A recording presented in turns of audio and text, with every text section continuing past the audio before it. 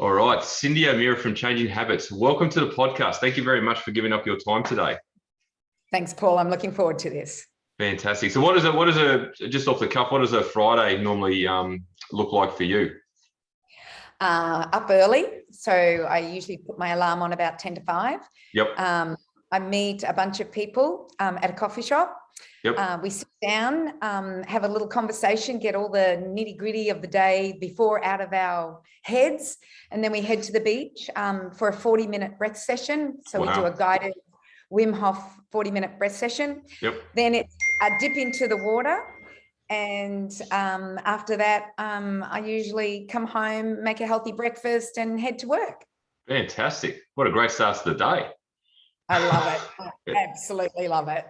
I had my first Wim Hof experience last weekend. I held a workshop at my studio with, we did a 4-hour breath work and then an ice bath. And that was just mind blowing. It was unreal. So well, that's who taught me, who was with you, was Beck. Oh, really? Yeah, wow. Okay. Yeah. Oh, there you go. Yeah, she's amazing. Was she there this morning? Yeah, she was with us this morning. Yeah. Oh, fantastic. Yeah, she was so enthusiastic and just so down to earth, and the delivery of the session was amazing. Like, she just came on our level. You know, she didn't seem. It was just really great. So cool. All right. Great start today. I love it. So I thought to start with, I'd love to, because I always introduce guests and find out a little bit about their background. So obviously we know of Changing Habits, most people do, but I'd love to get your story before that. So were you always into this style of health and wellness, or was it an evolution through your life that you came to that point and then developed Changing Habits? I'd love to get a little bit of a backstory if you wouldn't mind. Yeah, well, I've always lived this life because that's what I was taught by my father and mother. Okay. So my dad was a pharmacist, believe it or not. Wow. And and he was noticing in the 50s that more and more people were taking more and more medications and not getting better. And one of the guys that was taking a medication that always came in, which was Pepto-Bismol for indigestion, he met him in the street one day and he said to him, you know, why haven't you been in for your Pepto-Bismol? And he goes, oh, I went to the quack up the road. So the quack ended up being a chiropractor, and my dad went and saw him and decided to quit pharmacy, painted houses for 10 months, made enough money, moved to America and became a chiropractor. So he went from a very mechanistic way of looking at food, not food, but health. And I say food because I'm a foodie, but health, to a very vitalistic way of looking at health. So instead of looking at the body in parts, he looked at the body in a holistic way, as well as all of its environmental issues that were going on. So my mum's from Iowa. She's the oldest of 11 children, from an Iowa corn farming family, from a father who was very much against DDT and the chemical revolution. Yep. So, you know, so those two got together, moved to Australia. And, you know, I came along, and that was the way we were brought up. We were brought up in, you didn't go to a doctor unless it was a life-threatening situation. Sure. Or you broke a bone. But even I had 2 broken bones growing up. My dad fixed them. I had a broken collarbone and a broken foot, and he just did what he felt he needed to do and plastered it up himself. And he was quite incredible. So I was brought up without a medication, no antibiotics, no Panadols, nothing. He felt that our body needed to experience the small pains and the small fevers and the small inflammations in life in order to deal with the big ones. And so I'm 61 next month, and I've never, ever had a medication. Wow. So, and it's because of the lifestyle we were taught. So there were ingredients to health that we did. Food was a really important part. Chiropractic care was another. Movement, sunshine, nature. We were always out camping. My dad, I think, had the first mobile holiday home. He called it it was a Ford, but he put a bed in it and he called it the Bedford. I love it. Yeah, so like that's the life I was brought up in, and my mum being American, I had the opportunity to go to America to go to university, which was the best year of my life. I bet. So I went and did pre-med at the University of Colorado, 20 minutes from the nearest ski slope, hiking every single weekend into the Colorado Rockies, and I did a class. I did a class called Anthropology, and then I loved anthropology so much I did cultural anthropology the following semester. And I had the most incredible lecturer. And it was because of what he taught that I realized food was a very important part of our life, an important part of our evolution, an important part of our survival. And so I thought, well, I'll be a dietitian. So I came back to Australia, went to the university in Warren Ponds, which was Deakin University, studied nutrition with 20 other girls. There was only 20 of us in dietetics. And then at the end of it, I went, oh, this is BS. This is about margarine and low fat and breakfast cereals. And this has nothing to do with what I learned about survival of humans. Sure. And how we got to this point. So I thought, well, I don't want to be a dietitian. So I went back to university to become a chiropractor. So I did 2 more years of university, so 6 years in total, and did human anatomy, pathology, histology, embryology. I cut up cadavers for 2 years, learned all about the human body. Wow. And at the end of it, I went, I know exactly what the human body needs. We're an evolutionary body. We need evolutionary foods. Yep. I'm just going to call myself a nutritionist, go out on a limb and teach real food and go against what dietitians were teaching. And that's what I did in 1986. And I've been doing it ever since. Yeah. Oh, that's a great story. Oh, the Bedford. I like that. That's a great little Bedford. Fantastic. Cool. So now here we are, obviously 2021, and you're still obviously everything's still the same in terms of your own philosophies and your own way of life and teaching others now too. So I wanted to get in some of the nitty-gritty of the things that you teach, and obviously, you know, your philosophies. And the first one that caught my eye was counting chemical calories.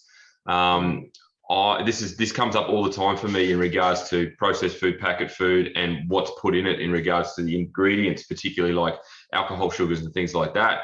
Would you like to elaborate on that a little bit more in terms of your own set points, and then talk about the chemical calories in our foods, because it's everywhere now. Yeah, it really is. And when you go to the grocery store, what you see is ultra processed food, if you can call it food. Because when you look at it, like if you saw 15 sauces, all with different, you know, one was a hot sauce, one was a tomato sauce, one was a chili sauce, one was a barbecue sauce, what you would see is this: tomato. Then after tomato, you would see an acidity regulator, a flavor, a color, and a thickener. That's it.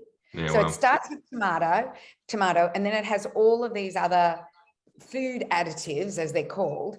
But where do they come from? You know, that's the thing. Where are those coming from? They're coming from a chemical laboratory. Like, you think of an acidity regulator like citric acid. You think, oh, well, that's from citrus.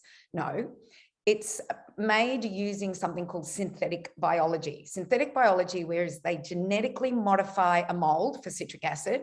So they'll genetically modify a mold to put it on a substrate in order to produce citric acid. So it's not natural. It's completely crazy stuff in the way I think about it. And the reason why I don't like synthetic biology is that biotechnology has its place. For instance, in the 1970s, insulin was produced using biotechnology. Genetically modified microbes on a substrate being its food, produces insulin. So it has its place. But does its place belong in every food that we will consume? So xanthan gum, natural vanilla flavoring. Think of this, like natural vanilla flavoring is a genetically modified microbe, not always, but it can be. It's a genetically modified microbe where they've taken the gene out of the vanilla that is for smell, put it into this microbe. The microbe is put on plastic, so recycled plastic. It then produces natural vanilla flavoring. Natural vanilla flavoring, how can you do that? You know, like that just is ridiculous to me. We also have xanthan gum. Xanthan gum used to be this black mold on broccoli and cauliflower. People will see it on their own broccoli and cauliflower. That's too hard. Let's genetically modify a microbe, put it on a substrate, a food, and then, you know, go from there. I could go on and on and on with how they're making these additives. And we actually don't know the long-term ramifications of this because we're just part of a science experiment where this has been happening. And if we look at these additives and we look at the food that we are consuming, and we just have to look at the 1960s, 1965, the Australian Bureau of Statistics shows that between 2 and 4% of the entire population had a chronic disease. Yeah. Yep. 2018, the ABS says that between 38 and 40% of our kids under the age of 17 has a chronic disease. If you reach 65, then 80% of the population has a chronic disease. That means how many people are taking medications? How many, like it's, to me, the proof is in the pudding, but of course, nobody's listening to it. But I'm not even, like, chemical calories in food is one thing to look at. But what about our agricultural principles? The glyphosate that they're throwing on our food, the paquat, the dicamba, the 2,4-D, the genetically modified soya, canola, cotton, and it's Roundup ready or dicamba ready or 2,4-D ready, or the DDT that they sprayed, or the arsenic and lead that they sprayed to get rid of a locust plague back in the 30s. Yep. So that's our environment. Then all the stuff that's spewing into the environment, and then what we put on our skin. And, like, it's just, we are in a chemical soup, and our little babies, our little fetuses are the most vulnerable. And when you see now that kids are coming out sick, and they're sick for their whole life, autism rates have increased, allergies, sensitivities. When I started this in the 80s, I can take you back to the 60s. I'm a 60s child. So I remember my high school days and my primary school days. Everybody had to drink milk. It was the morning tea protocol. Everyone had to drink it. Nobody had an allergy to it. Yep. You could take peanut butter, jelly, and banana sandwiches to school. Nobody cared. Nuts were not a problem. Yep. I don't remember anybody being on a drug. I don't remember anyone with asthma. I do not remember autism. I remember one man in the whole of my town. We called him Bendigo Brian. He wasn't quite right. That's it. I don't remember anybody else having any mental issues, depression, anxiety. No. I don't remember, any, what am I trying to think of? Eating disorders, no eating disorders. And I was in a girls' school of 600. Like, yeah, wow. There'd be someone in there that had a problem. So what I have seen, and even in the 80s when I was helping people, I just have to get them off breakfast cereals and plastic cheese and modified milks and margarine, put them on real foods, they get better. Yeah. It's not happening now. This is not happening. I see people, you put them on real foods, they get worse sometimes because their bodies have no tolerance to anything because we have absolutely screwed up mainly the microbiome. So when we do safety assessment of food additives, they're generally regarded as safe, of chemicals on the environment, chemicals on our food supply, agricultural chemicals, chemicals in skincare, chemicals in makeup. When we do safety assessment on them, we are only testing 10% of the human body, and that is the mammalian cells. We're not testing the microbiome. Now that we know better, we should be doing better safety assessment studies, and all chemicals should now be tested on the microbiome as well as our mammalian cells, considering we are 10% genetically mammalian and we are 90% genetically microbes. So you would think that that beautiful symbiotic relationship that we have with them that does so many things to our health, digestion, immunity, we should be testing all of these food additives, agricultural chemicals, skin chemicals, whatever else they're putting out there, they should be being tested on our microbes, and they're not. It's just, we're slowly killing the human population. We're slowly becoming more infertile. I just feel that the government's not going to change. I can tell you that. Because I ring Australian Pesticide and Veterinary Medicine Authority all the time. Yep. So just recently, Bayer, who are the owners of Glyphosate, so they own Monsanto. Monsanto were the makers of Glyphosate. Glyphosate is a broad spectrum herbicide and broad spectrum antibiotic. Okay. So Bayer said that in America now, as of 2023, no one in the domestic market will be able to buy Roundup. Yep, I saw this, yeah. Yeah, so I rang Australian Pesticide and Veterinary Medicine Authority. I said, what are you going to do? And they go, no, we're not making any changes. Oh, dear. And Bayer are only doing it as they put $15 billion away to combat all of the legal cases for non-Hodgkin's lymphoma that glyphosate is causing. So 15 billion, that's what they've put aside to combat this. And so I just think it's not about our regulatory bodies. It's not about the government. You have to become educated and you need to make the changes yourself. You need to live in an enclosed environment, make sure your home is clean, make sure your food is clean, look at what ingredients you're putting on your skin, what makeup you're wearing, what clothes you wear, what furnishings you buy, what carpets you buy. And when you start to look into this, then you know you're doing the best you can possibly do for your health. Yes. And I know I've done this for a lifetime, but I teach people how to do this. It's a step by step, bit by bit, habit by habit process. So do you think that's the approach moving forward? Like, it's not going to come from the top down. It needs to come from the bottom up, from an individual perspective, individuals making those significant changes in their household, teaching their kids the same principles, and then hopefully evolution will take it back to where it was like in the 60s. Do you think that's the best approach moving forward for everybody? It's going to be a grassroots movement, because if I, as an individual, choose not to buy at Coles and Woolworths or any of the big boys, but I decide to support my local farmers that I know are growing food properly. I go to my local farmers market. I buy my cosmetics from my local lady down the road who grows all of her herbs, produces these amazing care products. If I start to work on that grassroots movement, I am taking dollars away from the big boys and I'm supporting my local community.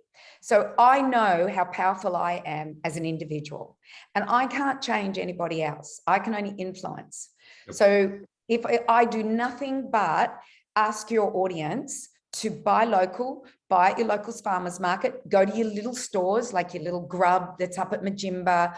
I know there's lots more around, but that's my store. That's my farm. I have a farm and I give produce to that. If there's I've got anything extra, I give produce to them. Or I go to the Kwana markets or the Noosa market. Kwana farmers markets. The Kwana markets it's just the most incredible vibe, and we love it. People, and it's a social life, and it's like-minded people. This is where we start our grassroots movement, is that we vote with our money. And if we don't give Coles, Woolworths, Aldi, Costco, who else am I trying to think of? Even petrol stations, I'm becoming very, very particular about, although I have an electric car now, but, I would be very particular about the petrol stations, the clothes I buy, who I'm buying my clothes from, the baby wear that I'm getting, my carpets, my tiles. If we just stay local, can you imagine what will happen to our community? What have we got? 300,000 people that live on the Sunshine Coast? Yeah, thereabouts, And we support our local gyms. We support our local food people. We support our local coffee shops. We don't go to McDonald's. We don't go to Kentucky Fried Chicken. We do not go to any of the big boys. Life will change and our health will change. 100%. I couldn't agree more. I could not agree more. Okay, so moving on to potentially a more positive topic, food for moods. Do you think that's positive? Well, I agree with you. I agree with you 100%. I agree with you. But this one really raised my eyebrows, because foods for moods, I think, is incredibly prevalent right now, given the state of the world. Everyone's busy. Everyone's stressed. Everyone has anxiety. I say holistically, but not everyone. But people don't sleep properly. But the simplistic approach of just eating correctly to help with your moods, make you happier, help you sleep better, enlighten your day more. I'd love you to elaborate on that if you wouldn't mind. Yeah. Now, there's two ways of looking at your moods and your mental health. So one way is looking at the foods that produce like dopamine versus serotonin. So dopamine picks you up, serotonin pulls you down. So helps you sleep, calms you down. Dopamine's like, let's get up and let's go, so that's one way of looking at it. Then the energy, there's actually three ways of looking at it. I'm going to write them down so I remember to go through them all. So, so the second way is what foods you are using as your energy supply and how that is affecting your brain. So that, and we know that, and that's ketosis.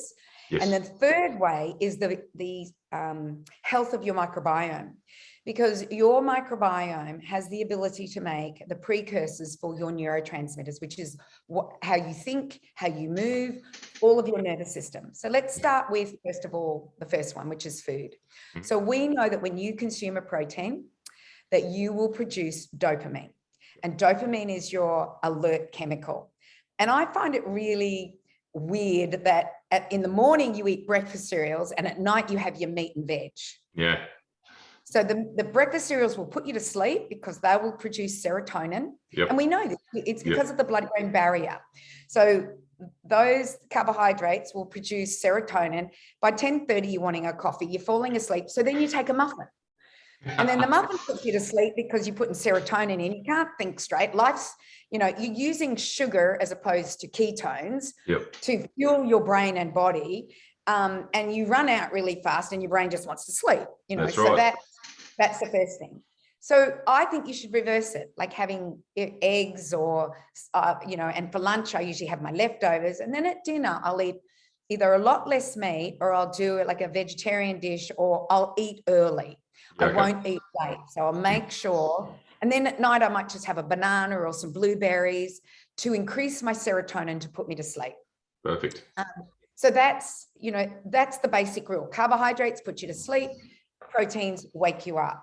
But then there's also your fruit and vegetables. They're very neutral. You've got your sabotaging fats. So fats will, really bad fats like margarine and canola oil and soybean oil and vegetable oils, they will sabotage your health and therefore sabotage your mental health. You've got alcohol. It will depress you. But what's interesting is that everybody, if they like alcohol, try different ones. So for me, and I'm an individual, remember, so this may not work for everyone. Yes. Red wine and white wine put me to sleep, depress me. You know, I just want to go to sleep. I can't take it. Whiskey, on the other hand, without a mixer, just straight on the rocks, picks me up, makes me want to laugh. I have fun. I only need one. So beer I can have occasionally, like a beer or a cider, but I can have one, but I find that it just is a little bit gassy for me. So you have to figure that one out. So alcohol can be sabotaging, but can also be different. So these are foods that we know what they're doing to the brain, and we know how they pick the brain up or push it down. So that's number one. Number two, when you use sugars in the brain, it will put you to sleep. But when you use ketones in the brain, it alerts the brain. It changes the metabolism of the brain. And we know this because when we look back at our hunter-gatherers, remember I did anthropology. So when we look back at our hunter-gatherers, in the winter, there wasn't a lot of food around, a lot of plant-based foods. You had to wander with the herds. You had to eat the herds or drink their product or whatever. So that was our main source of foods, and maybe a little bit of polyunsaturated or monounsaturated fats in our nuts and seeds that would come out, or our nuts usually, like, you know, like if you look at when your nuts come out, they're a winter food. They're not a summer food. So what would happen is that you go into a state of ketosis, and we figured out that works on the adventurous brain, the brain that makes you want to get up and do things and get up and go. There's a reason for that, because if you didn't have the will to get up and go, you would die. If you didn't have the will to be adventurous and move with the herds, you would die. Whereas in the summer, there'd be a tree of oranges, or no, that's a winter fruit, but a tree of nectarines or a tree of mangoes or a tree of plums. You would sit there and just eat them. You didn't have to move. You could just sit there and be quite content, eat them until they were all gone. That means you had to stay. You couldn't be adventurous. You just stayed in one place. You were happy to be there. So being in a state of ketosis makes you adventurous. Being in a state where you're only eating sugars makes you want to sit and do nothing. Interesting. It is. Then the third part of this is the microbiome. So if the microbiome is working really well, it will make 90% of your precursors to your neurotransmitters. If it's not working well, you're not going to make the precursors. Therefore, you're not going to make the neurotransmitters. Therefore, you're not going to have the neurotransmitters for communication in the brain, and you might find your brain very sluggish. So when we look at this, we realize, and this is all anthropology to me, this is all culture and traditions. When we realize this, we can manipulate how our brain needs to be in order to do tasks or go to sleep. It's easy. I talk about it in my book, At the Table. Yep. I talk about the food-mood connection, and how the importance of, being in ketosis, the types of foods that you consume. And it's interesting when you eat a meat which has fat in it, that's proteins and a good quality fat, yep. that produces ketones, So, it works so beautifully. And then we also know that plant-based materials will help the microbiome diversify and grow and be healthy. Because you feed your microbiome with plants, you feed your body with animal products. It's 10%, remember, 10% you are human, 90% you are microbes, and you need to feed both. Absolutely. Great take. I love that. That's a really good point about the majority of people do eat breakfast cereal for breakfast. And yeah, you're right. You're falling asleep by 9 o'clock, and then you have more carbs to try and pick you up, but it has the counter effect. And then you bring in the coffee to try and stimulate you. So not only are you falling asleep, you're having a stimulant, and yeah, it's just a world of pain, and it's counterproductive. So that's a very good point. I like that. And these are the dietary guidelines. These are ridiculous dietary guidelines. You understand, in the 80s, when I had done cultural anthropology and anthropology, and then I go into dietetics, why I just thought, this is ridiculous. But most people who go into dietetics, they start from no platform of understanding our history and understanding how we survived. And they go into this, this is the way we eat. This is why we look at the body mechanistically. We look at food mechanistically. We don't look at the body vitalistically, and we don't look at food vitalistically.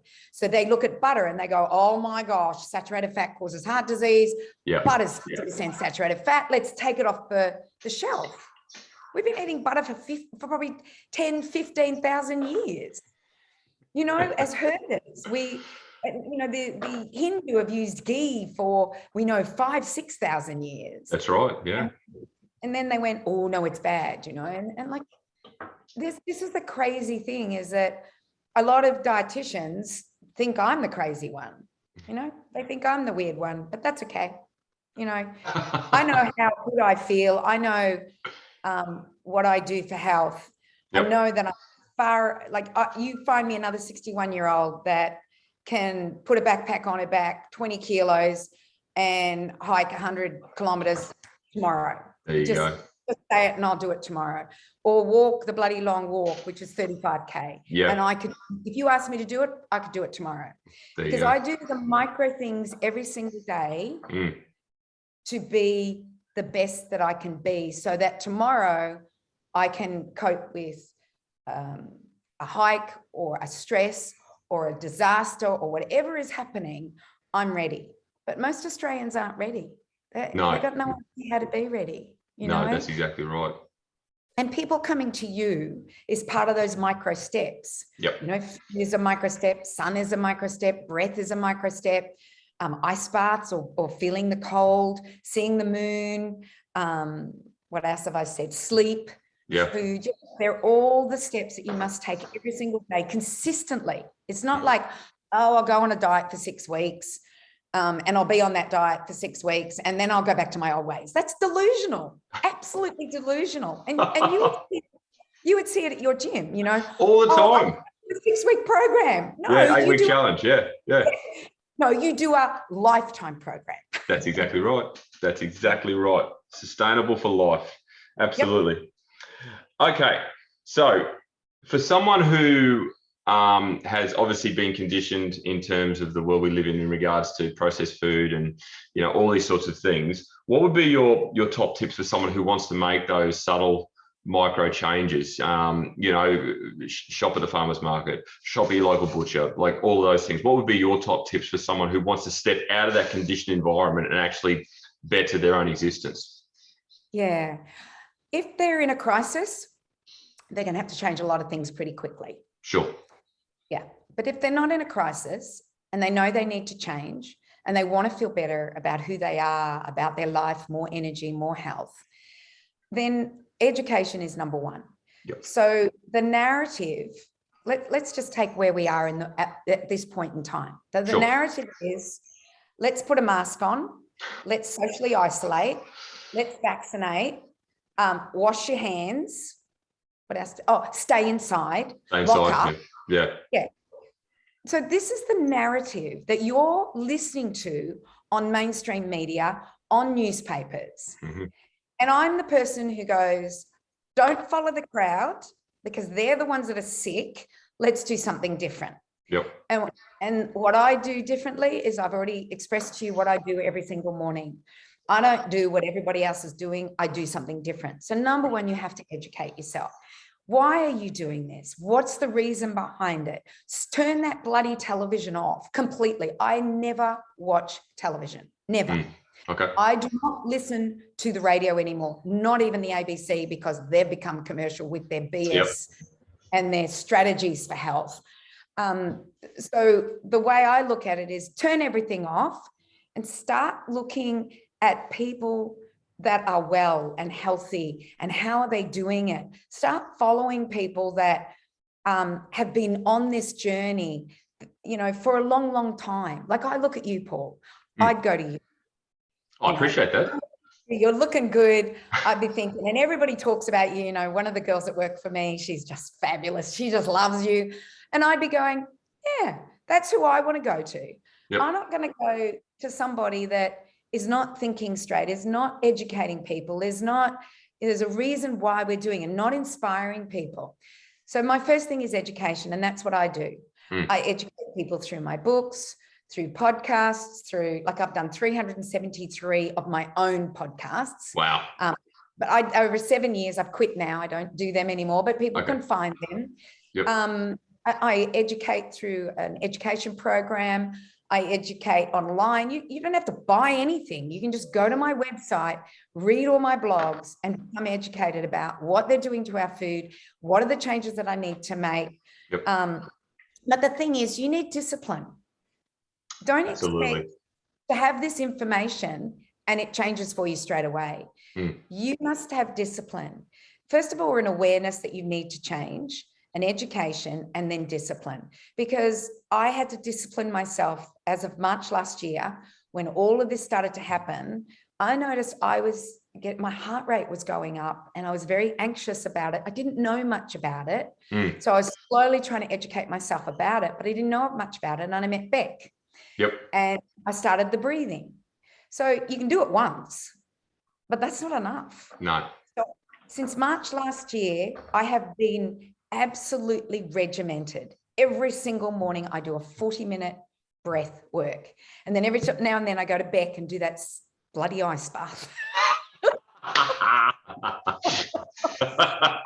have to tell you about the ice bath. So I thought, all right, Beck, I'll do this ice bath. So it's winter and I hop into the ice bath to my legs. Right. And in my head, I'm going, what do I need to prove? I don't need to do this. I'm not going to do this. I'm not getting down there. I'm not going down there. This is what my head's doing. I hop out. You hopped out? Oh, really? I hopped out. And then Beck goes, do you want to try again? I went, okay. So I get in, do the same thing in my head, hopped out. All the chatter. The rest of the day, I was furious with myself. I was so angry and really upset. And then I realized I was, what was the word? I was complacent. I thought, I can do that. That's easy. Yep. Yeah, I can do that. But I obviously couldn't. So it was very fortuitous. I went down to Melbourne to visit my brother. He's a Wim Hof breather and cold water exposer every single day of his life. Wow. So I decided, right, I'm going to Wim Hof breathe with him. And then I'm going to get into the cold waters of Victorian bay, Right. which Okay. is not as cold as an ice bath. It's about Sure. 9 or 10 degrees in the winter. So every single morning I did it. And after 10 days, I went home, I rang Beck and I said, I'm ready. I'm going to do the ice bath. And so that next Saturday I did the ice bath. Unreal. And now I can do them because I realized it's just head chatter. But the thing is, the lesson I learned there was I could have given up. Yep. I could have just gone, oh, I didn't need to prove anything. Sure. But you have to have discipline. And I know that cold bath, because I've listened to Wim Hof, is good for health. Yes. And so I just went, and so that I dip into the ocean. Well, it is 18 degrees. It's not that cold, but I mean, it could be 6 degrees out and I will dip into the ocean. Yep. But don't think that you can do this and do this day by day for the rest of your life, because that is being, like I said, complacent. Be disciplined. Wake yourself up in the morning. Do the things that you need to do. Get rid of the stuff in your pantry that is not serving you and replace it with stuff that is serving you. Yep. And do it step by step. Let's say they start, after listening to us, they decide to start with you. Let's just say. Okay. So first week, let's start the exercise program. All right, let's start. And I'm going to commit. I'm going to pay you for 12 months and I'm committed for 12 months. Let's just say. Okay. So that gives them 12 months to get there. And then they've committed. They've paid you. They've done everything.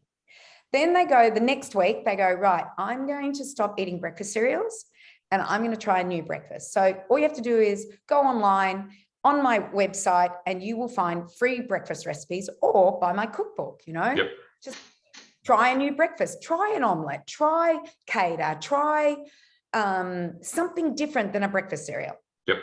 And it might be the butter versus margarine thing, right? I'm going to get rid of margarine. I'm going to put butter back. Sure. It might be, let's say you don't have a problem with milk. It might be getting rid of pasteurized, homogenized, skim trim, rev shaped milk and go to real milk, the milk that it was something that we had for 15,000 years before they destroyed our milk. So if that's it. Salt, what salt are you eating? The next week you do your salt. The next week you look at your bread.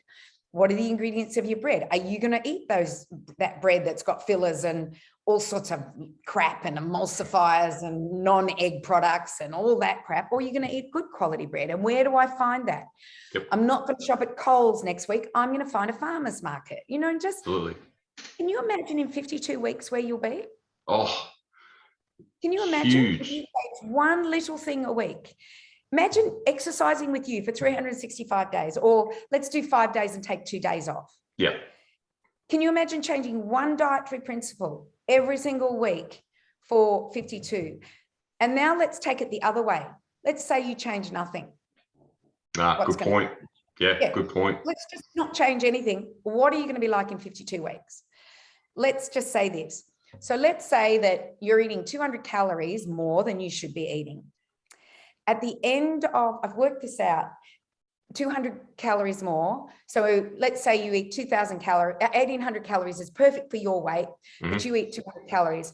I think it's at the end of 11 days, you will gain 220 grams. Yep. At the end of a year, I can't remember the exact amount, but I know by the end of 5 years, you've gained 6.8 kilos. Yeah, right. And 6.8 kilos is, no, it's not. It's 50 kilos. Sorry, it's 6.8 at the end of the year. It's 60 kilos at the end of the Oh, 6 yeah, years. okay. Yep. Yeah, sorry. I worked this out the other day because somebody asked me. It was a question, and I went, and she just went, and do you do this, Cyndi? And do you do this, Cyndi? And do you do this, Cyndi? And so I worked it out for her. And I said, I can have 50 people do my program. 25 will be successful for 5, 6, 10 years. They will improve their health.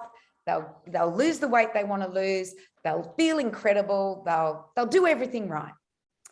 The same group, other 25, they've got exactly the same information, but they fail.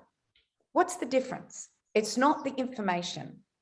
It's the human that's disciplined, that decides, I'm not going to live like that anymore.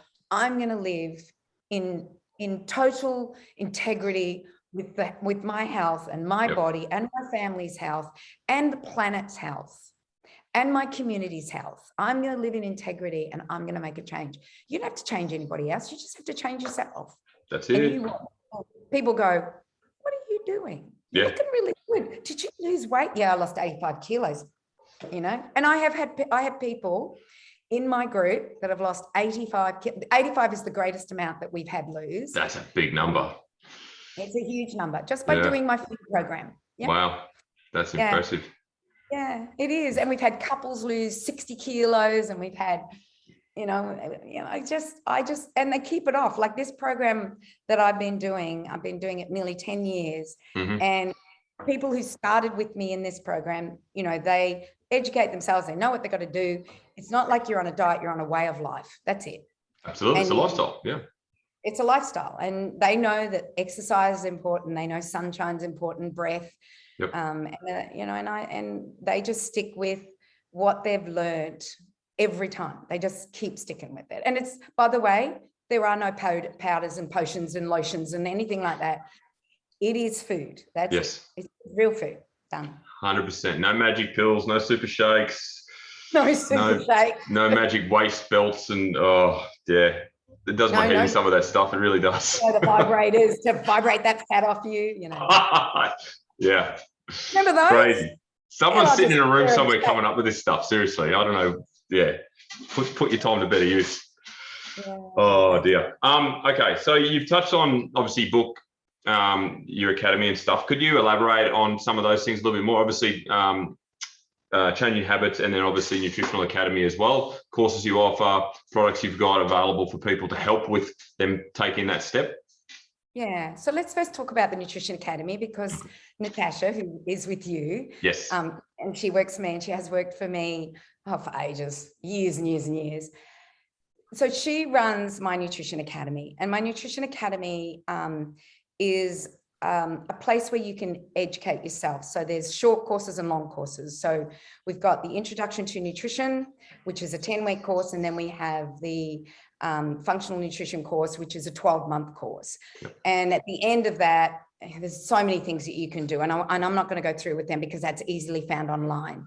Sure. We also do the Incredible Edible Garden. So we teach. I'm going to do that. Yeah. I'm going to do that. Yeah. We teach people garden skills so that they can create their own foods in their backyard without food costing them a fortune. So the Incredible Edible Garden course, we do a microbiome course, but that's a postgraduate course. And we're adding more and more courses as we go. So we're looking at herb courses and train the trainer courses, all sorts of things. So at the moment, they're the only 4 things that we have on our platform. Then so for people who don't want to do a course, but just want to do some education and some learning, there's my, and by the way, the website is thenutrition.academy. Okay, so then there's changinghabits.com.au. So this is my website that has all my programs and protocols on it. It also has foods. So we have certified organic food. And my hope was always to, have all the food staples, your salt, your spices, your oils and things like that. And we don't have everything, but we have specialized. So we have seaweed salt. I've got your seaweed salt in my kitchen. It's fantastic. I love it.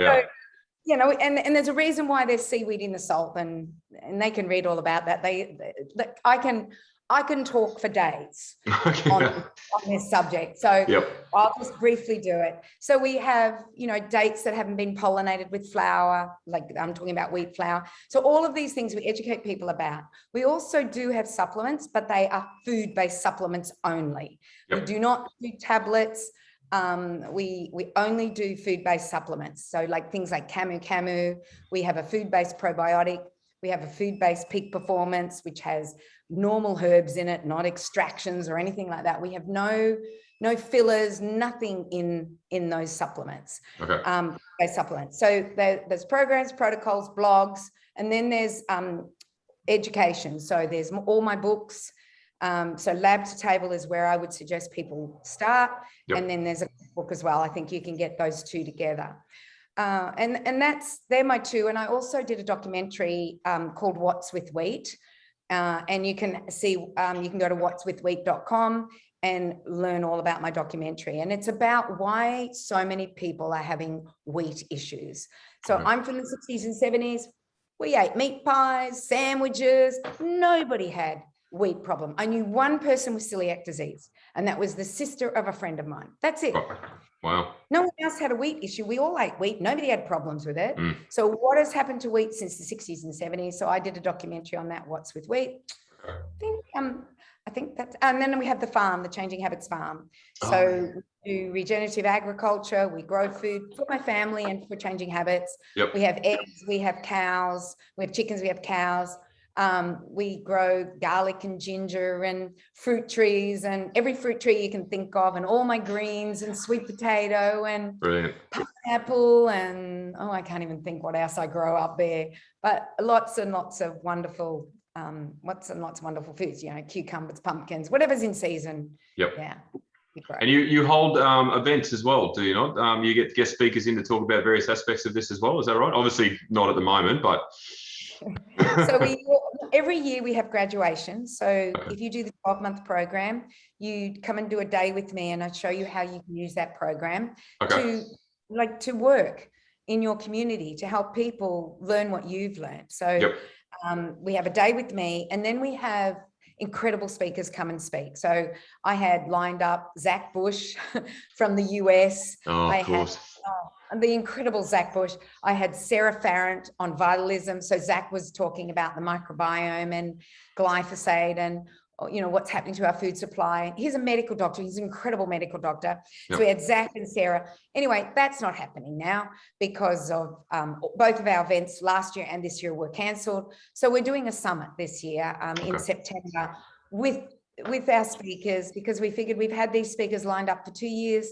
We need to get that information out there. We think it's valuable. So I want to get the information out there. So we're doing 4 of the speakers on one Saturday and 4 of the other speakers on another Saturday. And they're just going to talk about their wisdom. And this is where my graduates come. I have medical doctors who come. I have dietitians who come who have turned the leaf and know that margarine and low fat and ultra processed foods it's not working for us. No. Is the same. So there's a lot going on. And then on the farm, we do farming events. So we teach people about regenerative farming, syntropic farming. We do tree planting days. We do ginger planting days, garlic planting days. We just teach people how we do things. Wow. Fantastic. I love it. Well, I might wind things up now, Cyndi. I don't want to take up any more of your time this beautiful Friday. But thank you so much for your time. Now I finish on one question. Every guest answers this question, and that is, who would you invite over to dinner?